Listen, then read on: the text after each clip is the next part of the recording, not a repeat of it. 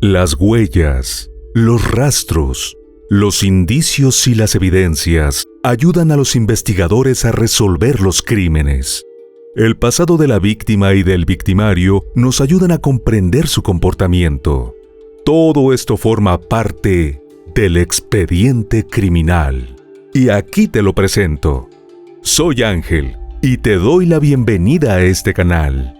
Antes de empezar con el video, recuerda suscribirte y activar la campanita para que recibas una notificación cada vez que suba algo nuevo. Tampoco se te olvide al terminar dejarnos tu me gusta. Sin nada más que agregar, acompáñame a conocer todos los detalles de este expediente criminal. El caso de Tiffany Taylor.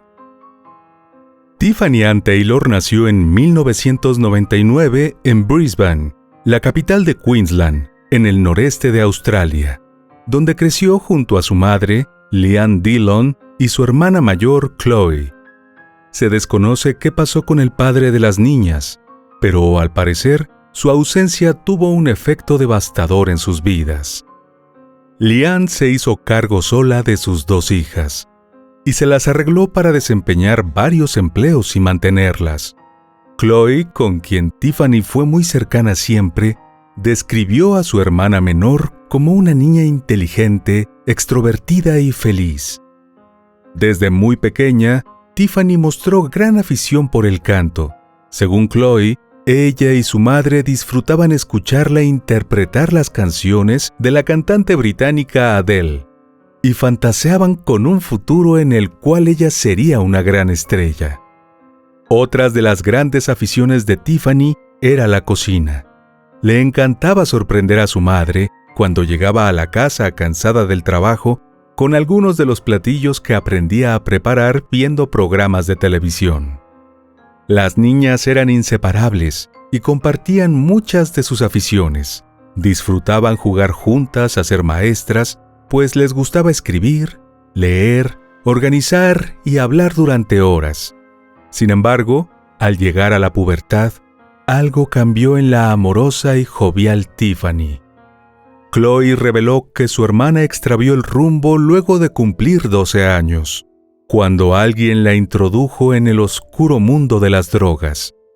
En ese entonces, la niña empezó a fumar hierba, y luego escaló hacia sustancias más fuertes y adictivas. Se supo que aspiraba químicos con cierta frecuencia. Como consecuencia de sus nuevos vicios y adicciones, su comportamiento se volvió cada vez más extremo y aparentemente comenzó a experimentar con el sexo a corta edad. Para ese entonces conoció a un hombre que le triplicaba la edad, Gregory Hill, de 38 años y sin oficio definido. Greg, como se hacía llamar, comenzó a frecuentar el hogar familiar. Y un día, cuando Leanne volvió antes de lo esperado del trabajo, se sorprendió al encontrar a la menor de sus hijas haciendo un baile erótico para aquel sujeto. A pesar del disgusto que aquella situación le causó y del fuerte reclamo que Leanne le hizo a Greg, él y la niña se continuaron viendo a escondidas, hasta que Tiffany abandonó el hogar y se marchó con él. Según Chloe, a medida que se afianzaba su relación con aquel hombre, su hermana se iba alejando cada vez más de la familia y comenzó a vivir peligrosamente al límite. Tiempo después se reveló que Tiffany y Greg comenzaron a vivir juntos en habitaciones de hoteles y moteles locales. Para pagar la renta y mantener a su novio, la adolescente se dedicó a vender su cuerpo a cambio de dinero. En ocasiones se promocionaba en sitios de citas. Para la familia de Tiffany no fue una sorpresa cuando a mediados de 2015, la jovencita de 16 años les anunció que estaba embarazada. Chloe, quien para ese momento era madre de una niña, recordó que su hermanita amaba cargar y mimar a su sobrina, así que estaba segura de que sería una gran madre. Pero mucho antes de lo esperado, el estilo de vida de Tiffany la puso en una situación de riesgo. Todas las posibilidades futuras que su familia imaginó para ella incluida la esperanza de que experimentara un cambio a raíz de su maternidad, se vieron truncadas de golpe.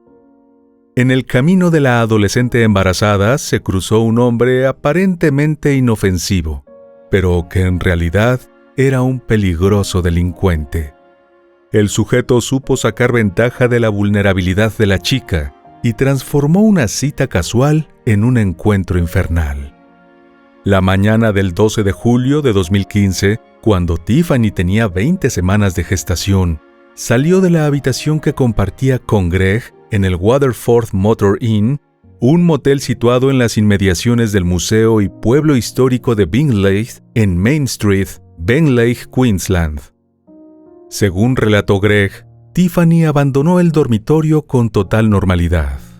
Se despidió y le dijo que se verían más tarde, pero luego se supo que la adolescente había acordado encontrarse con un hombre que la pasó recogiendo en las cercanías del motel. El hombre con quien se citó fue Rodney Wayne Williams, de 65 años, a quien aparentemente conoció a través del sitio de citas Oasis. Según trascendió, la adolescente y el anciano habían acordado que él le pagaría $500 a cambio de un encuentro sexual de media hora. Esa fue la última vez que alguien vio con vida a Tiffany. Su desaparición se convirtió en un escandaloso misterio sin resolver y generó un proceso judicial que se extendió por más de un lustro. Al caer la noche, Tiffany no había regresado a la habitación y, según Greg, al marcar a su teléfono, enviaba la llamada directamente al buzón. Posteriormente se descubrió que no hubo registros de llamada alguna del hombre a su novia. El individuo era tan indiferente que tampoco reportó su ausencia a las autoridades. Fue Lian quien se preocupó tras pasar varios días sin noticias de su hija menor. Decidió que era el momento de actuar y contactó a la policía para reportar la desaparición de Tiffany. Al ser interrogado por los agentes, Greg, quien convivía con la chica desde hacía 4 años, dijo desconocer el paradero de la joven. Respecto a su relación con la adolescente, negó haber tenido cualquier contacto de índole sexual cuando ella tenía 12 años. No obstante, admitió que comenzaron a tener intimidad después que cumplió los 16. En cuanto al embarazo, dijo dudar de que él fuese el padre del niño por nacer.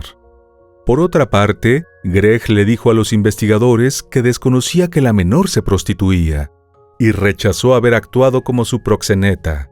Sin embargo, al avanzar la investigación, se encontraron más de 300 mensajes, en los meses previos a su desaparición, en los que la joven acordaba encuentros sexuales por dinero.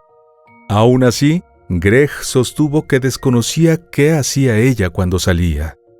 El hombre dijo que el día de su desaparición, Tiffany le dijo que se iba a encontrar con su tío para sacar dinero.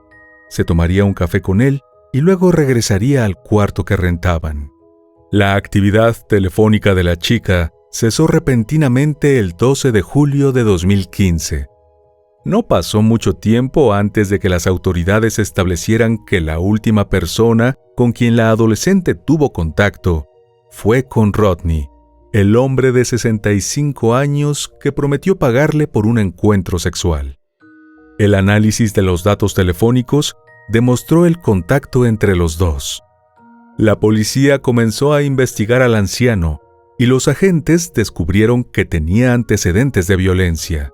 Su historial criminal incluía varios arrestos por allanamiento de propiedad, delitos sexuales contra una adolescente y una condena por asesinato.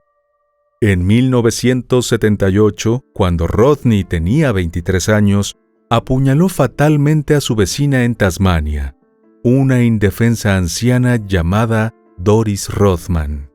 El ataque se produjo en medio de un intento de robo. Para el momento de la desaparición de Tiffany, el hombre estaba en libertad condicional por sus crímenes. De acuerdo con testimonios, la adolescente fue vista cerca del mediodía del 12 de julio cuando se subió a un vehículo sedán Hyundai Excel, de color plomo, año 1995, propiedad de Rodney. Casi un mes después, el 11 de agosto, la policía contactó por teléfono a Rodney y concertó una entrevista con él para el 14 de agosto, a fin de conversar sobre la desaparición de Tiffany. No obstante, el 13 de agosto lo detuvieron en la estación de Roma Street, en Brisbane, con una maleta llena de sus pertenencias. En ese momento, el hombre le preguntaba a un transeúnte cómo llegar a Darwin. Para las autoridades quedó claro que había empacado para escapar antes de ser entrevistado. Ese mismo día quedó bajo custodia para ser interrogado sobre su posible participación en la desaparición de la adolescente embarazada. Desde el primer momento negó conocer el paradero de la chica y dio a los investigadores versiones contradictorias sobre su trato con Tiffany. Sin embargo, una revisión de las cámaras de tránsito reveló que el 12 de julio el automóvil de Rodney fue captado en la autopista Ipswich con una pasajera. Según la teoría de las autoridades, que viajaron unos 15 kilómetros hasta un polígono industrial ubicado en Larapinta, donde se detuvo por poco más de 20 minutos. Luego se desplazaron otros 40 kilómetros hasta el valle de Brisbane. La policía estimó que mientras estuvo en Larapinta, algo pasó entre Williams y la adolescente. Probablemente un altercado relacionado con la transacción acordada, pues el anciano no tenía dinero. Posteriormente, se presume que condujo hasta la región de X-Fernvale, a unos 100 kilómetros al noroeste de Logan, con la chica inconsciente o sin vida en el asiento del pasajero. El teléfono de Tiffany fue desechado en el trayecto. Con el programa de geolocalización del aparato, los agentes pensaban encontrar el presunto sitio de liberación del cadáver. La policía buscó, sin éxito, durante varios días en matorrales y represas de la zona, incluido el cuerpo de agua de Twin Bridge Reserve. Poco antes del arresto, el auto de Rodney fue sometido a pruebas forenses y se encontraron salpicaduras de sangre en la guantera, en el asiento del pasajero y su reposacabezas, en la manija de la puerta de ese lado del auto, así como en la palanca de cambios. El laboratorio concluyó que las muestras de ADN halladas pertenecían a Tiffany. Rodney parecía tener una respuesta para todo. Alegó que cuando la joven se subió al vehículo, se dio cuenta que ella sangraba por la nariz, por lo que atribuyó los rastros hallados en su auto a la hemorragia que tuvo. Dijo que eso fue antes de que él la dejara en una parada de camiones situada al oeste de Ipswich. Con una montaña de pruebas circunstanciales reunidas hasta ese momento y sin un cuerpo como evidencia, la Fiscalía de la Corona acusó a Rodney Wayne Williams, de 65 años, de la desaparición y asesinato de Tiffany Ann Taylor, de 16. Durante el juicio se estableció que el anciano concertó una cita con la adolescente embarazada el día que desapareció. Después de cometer el crimen, condujo varios kilómetros con el cuerpo sin vida en el vehículo hasta que encontró un punto donde se deshizo de él sin ser visto. Luego intentó dejar una coartada escribiendo en el sitio de citas que no había llegado al encuentro porque a última hora decidió no pagar por ello. Sin embargo, la policía pudo probar que los teléfonos del anciano y de la adolescente se desplazaron juntos hasta cierta área donde él negó haber estado. En marzo de 2020, un jurado lo declaró culpable del misterioso crimen y fue condenado a cadena perpetua, con derecho a libertad condicional después de pasar al menos 30 años tras las rejas. Sin embargo, un año después, en junio de 2021, la apelación presentada por la defensa rindió frutos. El juicio fue anulado por la Corte de Apelaciones y se ordenó un nuevo juicio. El nuevo proceso judicial se inició en octubre de 2021 en la Corte Suprema de Brisbane. El tribunal escuchó que se encontró sangre de Tiffany en el automóvil del acusado, y la fiscalía declaró que se demostró que ella falleció en el asiento del acompañante o resultó gravemente herida, lo que la llevó a la muerte. Se mostraron los datos del punto de peaje del día de la desaparición de la adolescente, que captaron el automóvil de Rodney viajando por ciertas áreas en las cuales afirmaba que nunca había estado, hasta que la policía lo confrontó con la evidencia. También se reprodujo el video de la entrevista policial grabada en 2015, en la cual el anciano les dijo a los oficiales que no tuvo ningún contacto sexual con la muchacha. Asimismo, en la corte se escuchó cuando dijo que la dejó en Ridgebank Plains, pero cuando lo acusaron de mentir, cambió su historia y afirmó que ella bajó del auto en una parada de camiones en Warrego Highway. Durante la audiencia final, el jurado también conoció los graves antecedentes de violencia de Rodney, quien apuñaló mortalmente a su anciana vecina, y en 1994, cuando estaba en libertad condicional, volvió a delinquir, al asaltar indecentemente a una niña de 14 años.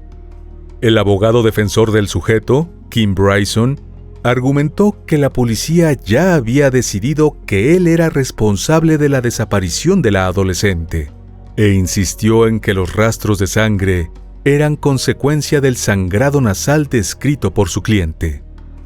En su declaración, Rodney dijo que a pesar de que había decidido cancelar la cita con la joven, ella insistió en verlo ese día, porque estaba interesada en estar con él. Sostuvo que la última vez que vio a Tiffany estaba viva. Después del juicio, que duró 3 semanas, el jurado tardó apenas 5 horas en regresar con un veredicto de culpabilidad, poniendo fin a la terrible experiencia de la familia de revivir una vez más los últimos momentos de la amada hija y hermana. En octubre de 2022, Rodney, entonces de 68 años, fue declarado nuevamente culpable de asesinar, 7 años atrás, a Tiffany, una adolescente embarazada, durante un encuentro que salió mal. Es probable que el homicida se lleve a la tumba el secreto del sitio donde se deshizo del cadáver de su víctima, pues desde el principio se ha declarado inocente de todos los cargos y se negó a revelar qué hizo con el cuerpo. A pesar de las súplicas de Leanne y Chloe durante la declaración de impacto de las víctimas en la lectura del veredicto, Rodney permaneció indiferente ante sus ruegos y optó por mantenerse en silencio. Aunque en la corte se ventiló que la adolescente se ganaba la vida como trabajadora sexual, su madre y su hermana presentaron un retrato más humano de la joven, a la vez que describieron el terrible efecto que tuvo en sus vidas su desaparición y probable asesinato. El juez, Peter Applegard, emitió duros comentarios contra Rodney cuando lo sentenció a cadena perpetua, con un periodo sin libertad condicional de 30 años.